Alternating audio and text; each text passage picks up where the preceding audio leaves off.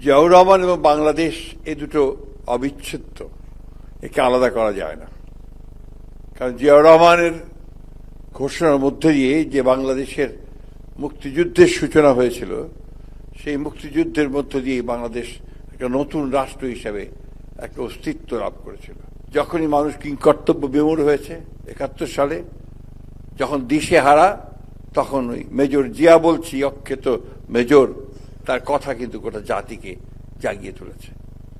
আবার ঠিক 75 সালে যেন একই অবস্থা, তখন কিন্তু আবার তখন মেজর জেনারেল জিয়া বলছি আবার জাতিকে জাগিয়ে তুলেছে, ঐক্যবদ্ধ করেছে, সামনের দিকে এগিয়ে যাওয়ার কাজ শুরু করেছে।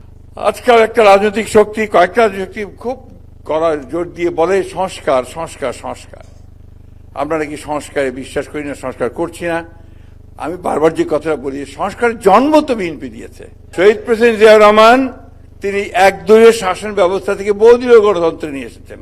এটা একটা মেজর সংস্কার ছিল, একটা মৌলিক পরিবর্তন। এই পরিবর্তনটা তিনি করেছিলেন। মিডিয়া, গণমাধ্যমের স্বাধীনতা নিশ্চিত করেছিলেন, বিচার বিভাগের স্বাধীনতাকে নিশ্চিত করেছেন, প্রতিষ্ঠানগুলো গড়ে তুলতে চেয়েছেন গণতান্ত্রিক প্রতিষ্ঠান। এই বিষয়টা খুব জরুরি এবং এটাই হচ্ছে একটা রাষ্ট্রকে, একটা গণতান্ত্রিক রাষ্ট্রকে গড়ে ওঠে শুধু তার প্রতিষ্ঠান নির্মাণের মধ্য দিয়ে, এবং সেটাই প্রেসিডেন্ট জিয়াউর রহমান সাহেব তার কাজ শুরু করেছিলেন এবং অনেক দূর এগিয়ে গিয়েছিলেন।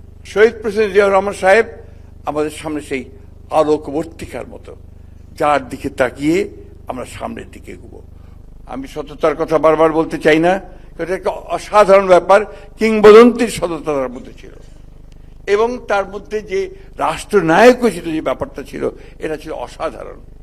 তার পরম শত্রু স্বীকার করত যে জিয়াউর রহমান এর মধ্যে নেতৃত্বের সমস্ত গুণাবলীগুলো ছিল। জিয়াউর রহমান সাহেবের শাহাদাতের পরে যে জানাজা হয়েছিল, সেই জানাজার বর্ণনা দেওয়া খুব কঠিন, যেটা আমরা দেখেছি পরবর্তীকালে দেশনেত্রী বেগম খালেদা জিয়ার ক্ষেত্রে লক্ষ লক্ষ মানুষ সারা বাংলাদেশ যেন উঠে এসেছে।